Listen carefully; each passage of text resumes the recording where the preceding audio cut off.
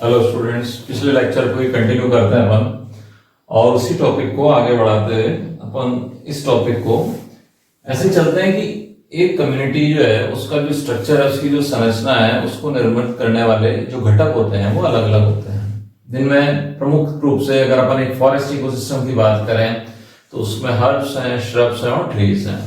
अब ये हर्ब्स और श्रब और ट्रीज, इनके अंदर भी कितनी विभिन्नताएं पाई जाती हैं जो आप मॉर्फोलॉजिकल यानी कि बाहर से देख के पता कर सकते हो। फॉर एग्जांपल उनकी हाइट, उनके अंदर जो लीव्स होती हैं, उनकी पत्तियां होती हैं, उनकी पत्तियों के बाहर से देखने में अपीयरेंस कि क्या वो चौड़े पत्ते वाले हैं, ये क्या वो सकरे पत्ते वाले हैं, या किसी दूसरे पैटर्न में वो लीव्स का अरेंजमेंट है। एक ट्री है, उसके अंदर क्या वो बिल्कुल स्ट्रेट जा रहा है कोन की तरह, या फिर वो highly branch tree and so on. बहुत सारी विभिन्नताएं अपने को उसी के अंदर कम्युनिटी में देखी जा सकती है, पर्टिकुलर इकोसिस्टम में। तो अपन यहाँ पे लिख रखे हैं कि ये जो हर्ब्स हैं, ये कम्युनिटी में हर्ब्स, श्रब्स व ट्रीज अलग अलग ग्रोथ फॉर्म्स प्रदर्शित करते हैं। ग्रोथ फॉर्म्स का अर्थ है यहाँ पे वृद्धि प्रारूप। ठीक है, ग्रोथ फॉर्म्स का अर्थ क्या है यहाँ पे? यह है वृद्धि प्रारूप। तो ग्रोथ फॉर्म्स प्रदर्शित कर कम्युनिटी का स्ट्रक्चर निर्धारित करते हैं कि कम्युनिटी में किस प्रकार का स्ट्रक्चर होगा, और प्रत्येक ग्रोथ फॉर्म उसके अंदर विभिन्नताएं पाई जाती हैं, वेरिएशंस पाए जाते हैं। फॉर एग्जांपल मैंने आपको बताया कि वृक्षों के अंदर पत्तियों की जो आकृति है, हो सकता है ब्रॉड लीव ट्रीज हो, चौड़े पत्तों वाले पेड़ हो, या नैरो लीव ट्रीज हो, सकरे पत्तों वाले पेड़ हो। तो इस तरह की कई विभिन्नताएं विद इन द कम्युनिटी देखी जा सकती हैं। इन सबका असर किस पे पड़ता है? उनसे छोटे या उनसे कम हाइट के प्लांट्स पे या ट्रीज पे उनका असर पड़ता है। तो इस प्रकार से अपन क्या देखते हैं कि कम्युनिटी में अलग अलग ग्रोथ फॉर्म्स, उनका जो अरेंजमेंट है वो अलग अलग प्रकार से होता है। अब इन ग्रोथ फॉर्म्स का अरेंजमेंट अलग अलग प्रकार से होने का जो परिणाम होता है वो ये होता है कि एक कम्युनिटी में स्ट्रेटिफिकेशन हो जाता है या जोनेशन हो जाता है। तो स्ट्रेटा का मतलब तो ये होता है कि ये एक लेयर, ये दो लेयर, ये तीन लेयर, ये इस प्रकार से ये स्ट्रेटिफिकेशन, या आप इसको इस तरह से देख सकते हो हाइट के हिसाब से। तो अपन ने क्या किया, पढ़ने की दृष्टि से, अध्ययन की दृष्टि से जो जोन्स होते हैं उनको तो अपन पढ़ लेते हैं हॉरिजॉन्टल अरेंजमेंट में। हॉरिजॉन्टल का मतलब आप सब जानते हो, इस तरह से ये जोन्स, ये पानी के अंदर खासतौर से एक्वेटिक इकोसिस्टम में, चाहे वो पॉन्ड का हो, चाहे वो लेक का हो, चाहे वो ओशन का हो, ये जलीय पारिस्थितिकी तंत्र में ये टर्म काम में ले जाती है, हॉरिजॉन्टल जोनेशन। ठीक है, और अगर एक फॉरेस्ट के संदर्भ में बात करें, जंगल के संदर्भ में, या टेरेस्ट्रियल इकोसिस्टम के संदर्भ में बात करें, तो उसके अंदर फिर ये टर्म आ जाती है वर्टिकल स्ट्रेटिफिकेशन। जैसे एक सबसे बड़ा ट्री, फिर ये श्रब्स, फिर ये हर्ब्स, और इस तरह से इसके अंदर भी फिर वेरिएशन, ट्रीज के भी प्रकार, हर्ब्स के भी प्रकार, श्रब्स के भी प्रकार, ये वो कहलाता है वर्टिकल स्ट्रेटिफिकेशन। तो एक कम्युनिटी में हॉरिजॉन्टल जोनेशन देखा जा सकता है और वर्टिकल स्ट्रेटिफिकेशन देखा जा सकता है। तो हॉरिजॉन्टल जोनेशन यानी कि ये इस प्रकार से अनुप्रस्थ, खासतौर से किसमें देखा जाएगा? एक्वेटिक सिस्टम में, है ना। और वर्टिकल स्ट्रेटिफिकेशन ये बेसिकली ये फॉरेस्ट इकोसिस्टम के संदर्भ में इसको अपन काम में लेते हैं। इसका अर्थ ये कतई नहीं है कि ये जो है स्थलीय पारिस्थितिक तंत्र में काम या प्रदर्शित नहीं होगा, या ये स्थलीय पारिस्थितिक तंत्र में, जलीय पारिस्थितिक तंत्र में प्रदर्शित नहीं होगा। ये दोनों एक्वेटिक और टेरेस्ट्रियल दोनों में ऑपरेट करते हैं। लेकिन अपन ने क्या किया, अध्ययन की दृष्टि से इनको दो कैटेगरी में डिवाइड कर लिया। तो अपन पहले पढ़ रहे हैं हॉरिजॉन्टल जोनेशन। पहले अपन पढ़ लेते हैं हॉरिजॉन्टल जोनेशन। आपके सामने एक छोटा सा पॉन्ड या एक लेक, इसको एज्यूम कर लीजिए। इसमें कुछ इस प्रकार की व्यवस्था रहती है कि एक वो जोन होता है जिसमें प्रकाश की सीधी उपलब्धता रहती है। ये लिटोरल यानी कि ऐसा जोन जहां पे प्रकाश उपलब्ध है पूर्ण मात्रा में, लिटोरल जोन। उसके बाद ये आता है लिम्नेटिक जोन। लिम्नेटिक के अंदर यहाँ पे भी लाइट रहती है, जैसे जैसे आप पानी में गहराई पे जाते जाएंगे प्रकाश की उपलब्धता कम होती जाएगी। ठीक है, तो इनके बीच में ट्रांजिशन एरिया ये कहलाता है कंपनसेशन लेवल। कंपनसेशन का मतलब है कि जैसे तैसे करके तालमेल बिठा लेते हैं ये ऑर्गेनिज्म, और इनके अंदर साइकिलिंग चलती रहती है, पानी की भी और दूसरे न्यूट्रिएंट्स की भी। और लास्ट में ये जोन आ जाता है जहां पे लाइट अवेलेबल नहीं होती, ये कहलाता है प्रोफंडल जोन। तो ये जोनेशन का एक उदाहरण है। एक जोन हो गया लिटोरल जोन, एक हो गया लिम्नेटिक जोन, एक हो गया प्रोफंडल जोन। इस प्रकार का जोनेशन कहां मिल सकता है? एक पॉन्ड में, एक लेक में, या किसी बड़ी वाटर बॉडी में, जैसे कि एक रिवर में भी मिल सकता है जहां स्टैग्नेंट वाटर रहता है। काफी एक कोई लोकेशन ऐसी आ जाती है जहां पानी ठहर जाता है, तो वहां पे भी जोनेशन देखा जा सकता है। ओशियन में देखा जा सकता है, इस तरह से। तो ये लाइट की अवेलेबिलिटी वाला लिटोरल, फिर लिम्नेटिक और प्रोफंडल जोन, ये जोनेशन का उदाहरण हो गया आपके सामने। तो इसको अगर हम थ्योरेटिकली लिखे हैं तो कुछ इस प्रकार से लिखेंगे कि कम्युनिटी में स्पीशीज का जो स्पेशल का मतलब होता है एक पर्टिकुलर स्थान पर, स्थानक अरेंजमेंट एक विशेष पैटर्न शो करता है, और इस पैटर्न के आधार पे कम्युनिटी जो होती है वो सब कम्युनिटीज में डिवाइडेड रहती है। यहाँ पे अलग प्लांट्स, अलग जीव मिलेंगे, इस जोन में अलग प्लांट्स और अलग जंतु मिलेंगे, है ना। तो इस प्रकार से एनिमल्स का और प्लांट्स का डिस्ट्रीब्यूशन भी अलग अलग जोन्स में अलग अलग होता है, हर जगह अलग कम्युनिटी होती है। तो ये कम्युनिटी किस में डिवाइडेड हो गई? सब कम्युनिटी में डिवाइडेड हो गई। ये पॉइंट अपन ने यहां लिख दिया कि सब कम्युनिटीज इकोलॉजिकली परस्पर एक दूसरे से रिलेटेड रहती हैं। ऐसा नहीं है कि इंडिपेंडेंट है, ये इंडिपेंडेंट नहीं है, ये डिपेंडेंट है नीचे वाले जंतुओं पे, और ये नीचे वाले जीव जंतु निर्भर रहते हैं ये ऊपर वाले जीव जंतुओं पे, इस तरह से आपस में रिलेटेड रहते हैं। तो ये जो डिस्ट्रीब्यूशन पैटर्न यदि हॉरिजॉन्टल है, हॉरिजॉन्टल जैसे कि एक ये हो गया लिटोरल जोन, एक हो गया लिम्नेटिक जोन, एक हो गया ये प्रोफंडल जोन, तो हॉरिजॉन्टल जोनेशन हो गया।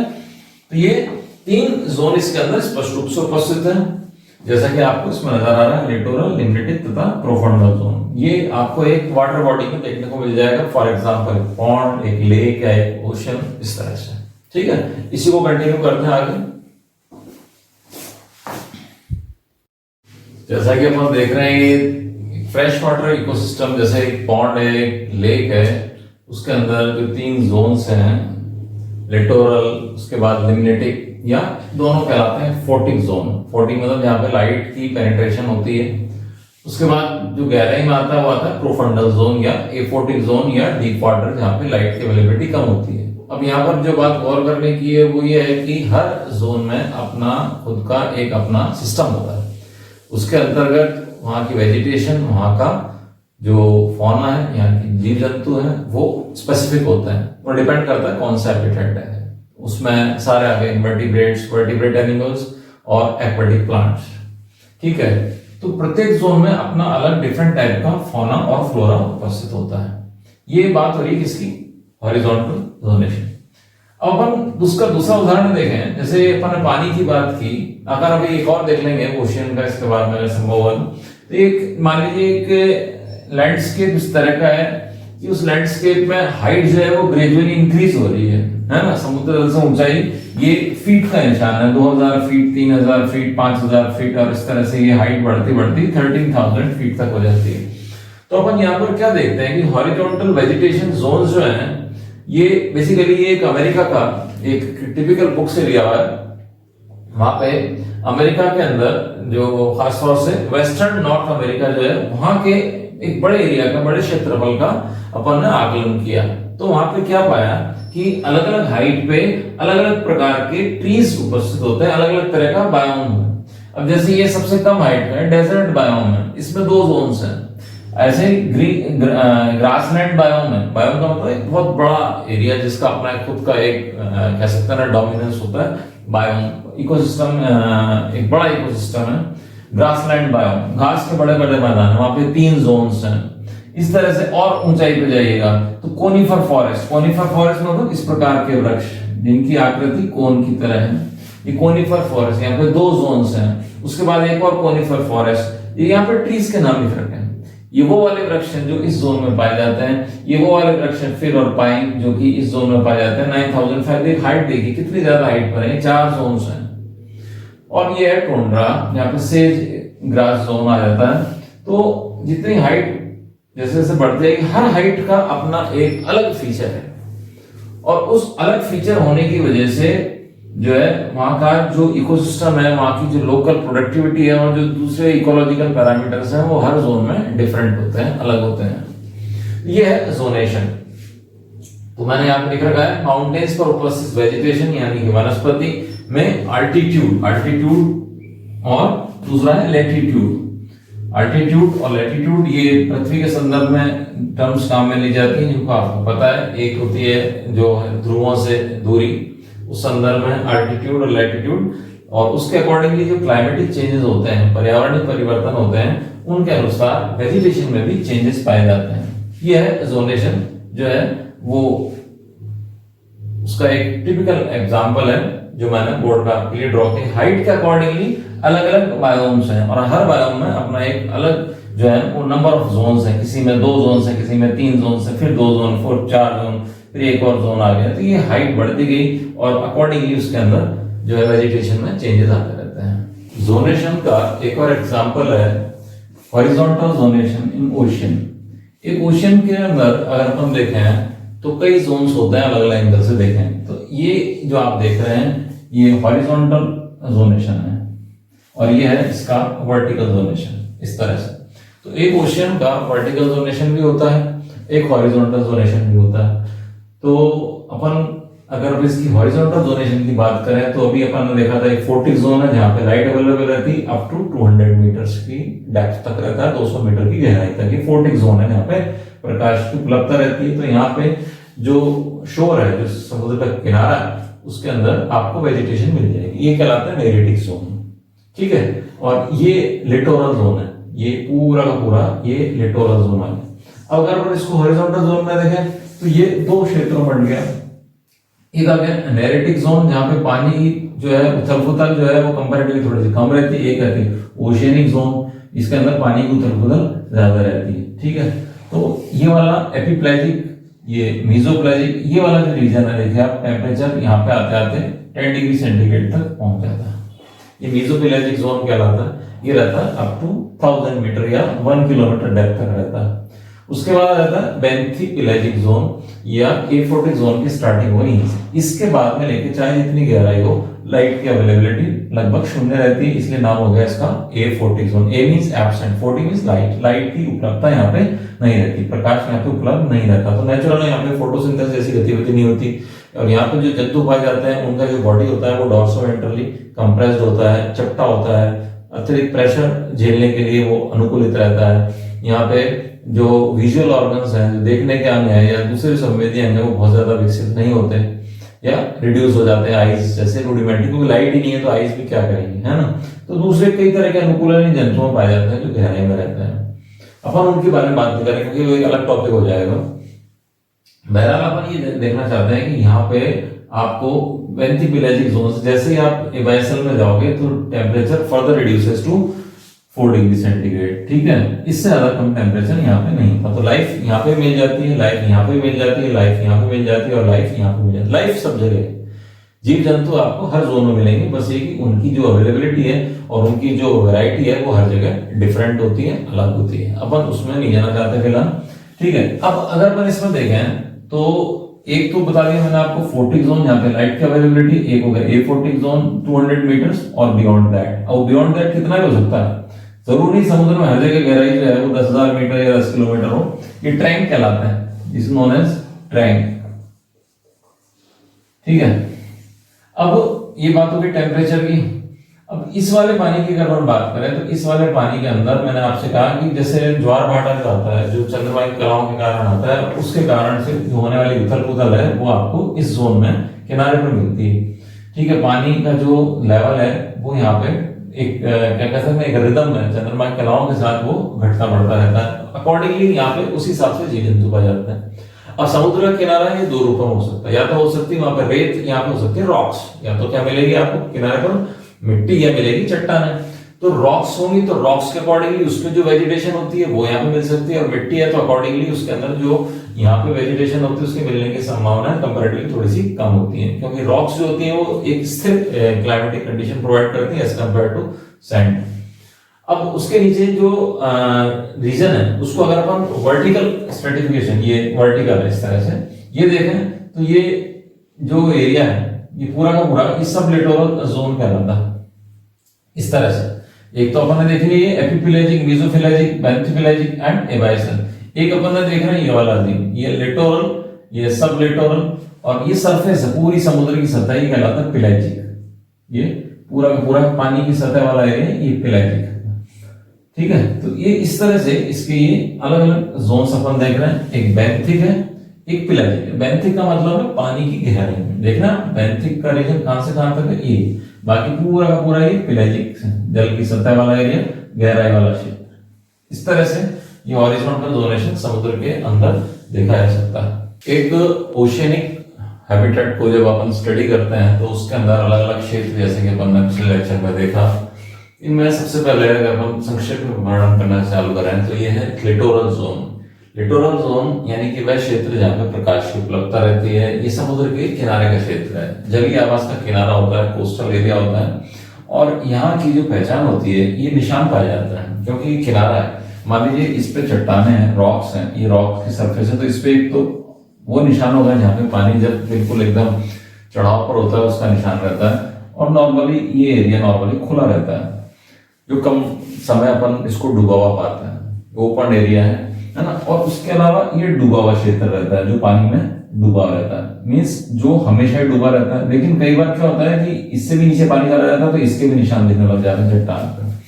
ये वो वाला एरिया है जो कि परमानेंटली ओपन या सबमर्ज, इसके बीच वाला एरिया होता है। रॉक्स के अंदर अपन इसको मेजर कर सकते हैं। तो मैंने एक पॉइंट देखा है यहाँ पे कि ये हाई वाटर मार्क से लेकर, हाई वाटर मार्क कौन सा हो गया, ऊपर वाला निशान, शोर लाइन एरियाज तक रहता है। शोर मतलब किनारा, लाइन एरिया, शोर लाइन मतलब ये किनारे के क्षेत्र तक रहता है जो परमानेंटली पानी में सबमर्ज रहता है, यानी कि ये एरिया जो है वो परमानेंटली पानी में डूबा रहेगा। ठीक है, ये एरिया कहलाएगा लिटोरल जोन। ठीक है, यहाँ पे आपको कभी कभार एल्गे वगैरह दिख सकती है। दूसरा है सब लिटोरल जोन, ये आपको नजर आ रहा है इस वाले डायग्राम। नेक्स्ट लेक्चर में आपको ये डायग्राम में ये जो शो कर रखा है इसको इरेज कर दूंगा, डायरेक्टली इसी को एक्सप्लेन करूंगा मैं थ्योरी के फॉर्म में, तो दिमाग में इस चित्र को अपन रखेंगे तब जाके समझ में आएगा। तो सब लिटोरल जोन ये वाला है।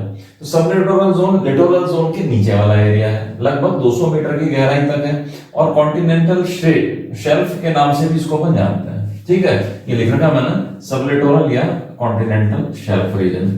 तो इस एरिया की पहचान ये होती है कि यहाँ पर रेड तथा ब्राउन एल्गी जो है वो उपस्थित रहती है। तो ये इसका एक अभिलाक्षणिक गुण हो गया। तो ये एरिया जो है इसको दो नामों से जानते हैं, एक सब लिटोरल या कॉन्टिनेंटल शेल्फ वाला एरिया यहाँ से स्टार्ट हो जाता है।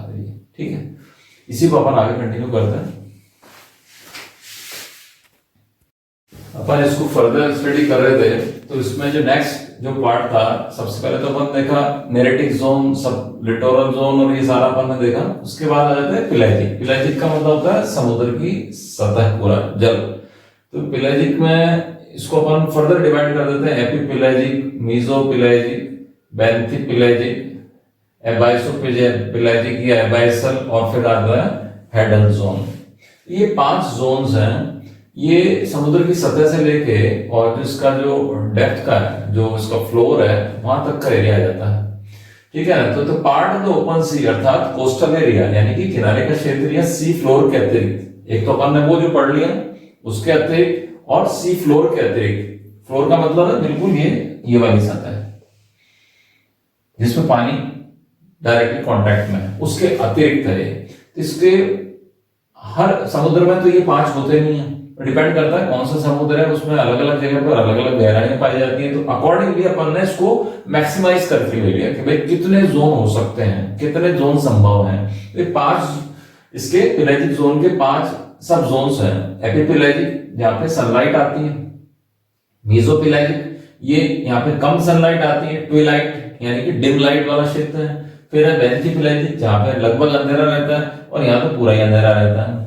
अब सवाल ये कि जीव जंतु कहाँ पाए जाते हैं, तो आंसर है कि कहाँ नहीं पाए जाते। जीव जंतु आपको हर रेयर में मिलेंगे, बट उनका अवेलेबिलिटी का जो स्टेटस है वो वेरी करता है। उस पर डिपेंड करता है कि आप किस एरिया में एनिमल को सर्च कर रहे हैं। फिशेस जो होती हैं वो आपको ऊपर से लेकर नीचे तक मिल जाएंगी। मछलियां जो होती हैं वो हर प्रकार के जल में मिलती हैं। इकाइनोडर्म्स हैं वो आपको बॉटम में मिलेंगे, पैदल में मिलेंगे बिल्कुल। कोरल्स हैं वो आपको पैदल में मिलेंगे बिल्कुल। तो ये डिपेंड करता है अपन कहाँ देखें। तो जीव जंतु लगभग हर प्रकार के एरिया में, हर प्रकार के जोन में पाए जाते हैं। तो ये एरियाज है। एपीपेलाजिक जहाँ पे सनलाइट है, मीजोपेलाजिक जो है ट्विलाइट, ट्विलाइट मतलब डिम लाइट, ये कौन सा क्षेत्र है, डिम लाइट है। बेंथिक मिडनाइट यानी कि बिल्कुल डार्क, ये पूरा डार्क है। टेम्परेचर एकदम नीचे आते आते देख रहे हैं 4 डिग्री सेंटीग्रेड तक आ गया, ये पूरा कैसा जोन हो गया, परमानेंट डार्कनेस है, स्थायी।